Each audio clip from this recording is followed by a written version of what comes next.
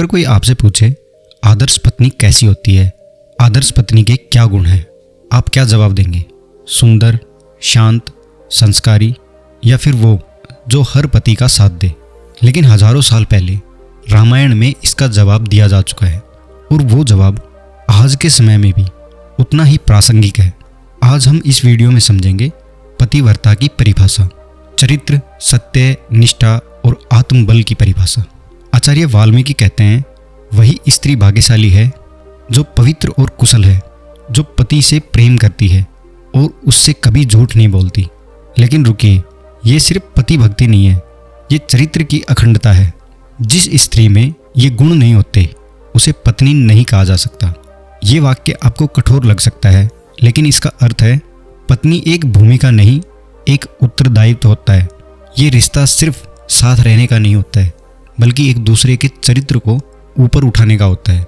आचार्य वाल्मीकि कहते हैं, आदर्श पत्नी वो होती है जो मन से पवित्र हो, वचन से सत्य बोले, कर्म से धर्म निभाए, भोजन, वस्त्र, व्यवहार हर बात में मर्यादा रखे, पति के प्रति मन, वचन और शरीर से समर्पित हो। लेकिन ध्यान दीजिए, ये दासत्व नहीं है, ये सजग निष्ठा है।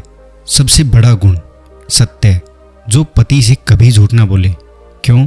क्योंकि जहाँ झूठ आ जाएगा वहाँ विश्वास टूटता है, और जहाँ विश्वास टूटता है वहाँ संबंध सिर्फ औपचारिकता रहता है। अब बहुत से लोगों का मानना है ये तो सिर्फ आपने पत्नी के लिए बताया, लेकिन रुकिए, ये गुण सिर्फ पत्नी के लिए नहीं है, ये पति के लिए भी उतने ही जरूरी हैं। अगर हम निष्पक्ष होकर देखें तो ये गुण किसी भी रिश्ते की नींव है।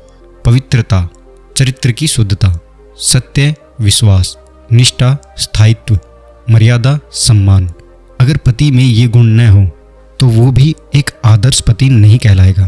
तो ये जो संदेश है ये असल में आदर्श पत्नी नहीं, आदर्श जीवन साथी का संदेश है। अंत में कहा गया है, ऐसी पत्नी घर को स्वर्ग बनाती है, अन्यथा वही घर नर्क बन सकता है। लेकिन सच ये है, स्वर्ग या नर्क घर में नहीं, वो तो बनता है एक व्यवहार से। अगर दोनों एक दूसरे के प्रति सत्य, सम्मान और निष्ठा रखे तो वही घर राम राज्य है। रिश्ता निभाना इतना आसान नहीं है, लेकिन चरित्र से निभाया जाए तो अम्र हो जाता है। रामायण हमें सिखाती है, विवाह बंधन नहीं है, वो तपस्या है। और वही तपस्या सफल होती है जहाँ मन शुद्ध, वचन सत्य और निष्ठा अटूट हो। और अगर आप भी चाहते हैं कि आपके रिश्ते में सम्मान, विश्वास और गहराई बनी रहे तो इन गुणों को सिर्फ पढ़िए मत, जी कर दिखाइए। धन्यवाद।